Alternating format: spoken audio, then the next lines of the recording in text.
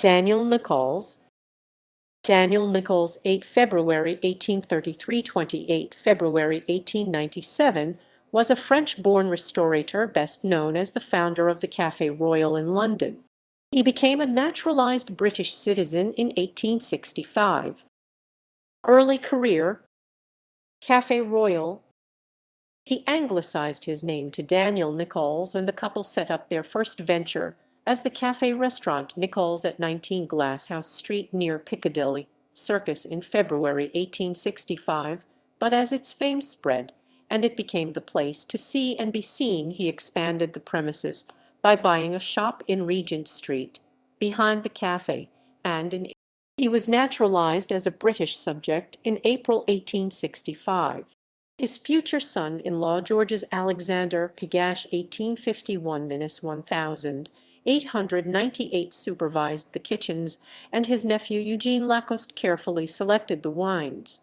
In fact, Lacoste bought so lavishly that Nicols was faced with bankruptcy for a second time, but managed to pay off his creditors by selling 1/8 of the wine stock.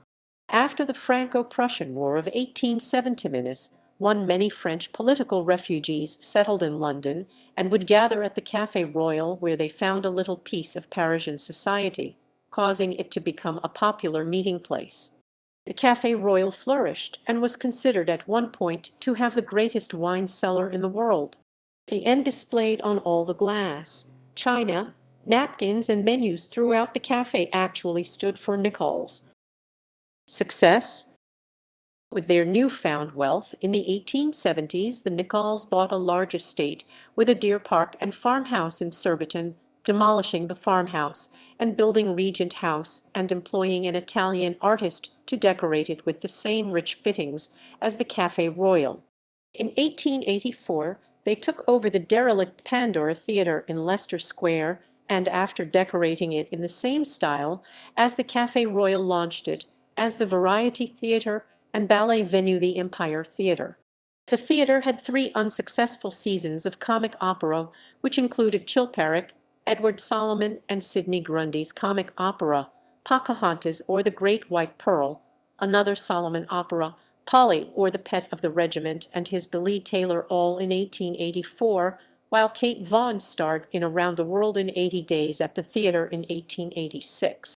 From 1887, the theatre became the Music Hall Empire Theatre of Varieties, and like the Café Royal, it too became a great success. At Regent House, the Nicols entertained lavishly in their great ballroom, with an orchestra conducted by Leopold Wenzel, or the entire corps de ballet of the Empire Theatre of Varieties, or, from 1887, the numerous music hall performers, all intended to amuse and entertain their weekend guests. As a prominent member of the French community in London, Nicols belonged to the Société Nationale, the French gentlemen's club in London, and regularly donated to the French hospital in Leicester Place. He was also a Freemason.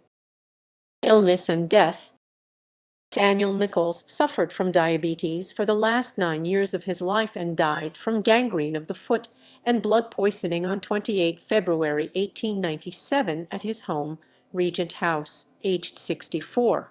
He left an estate valued at £191,673, a considerable amount at that time, and his widow immediately disputed the will, claiming that as they had married in France, the will was subject to French law, and she was therefore entitled to half the income and capital. The court found in her favor, but her daughter Emma and son-in-law Georges Pigache applied to the Court of Appeal, which reversed the previous judgment.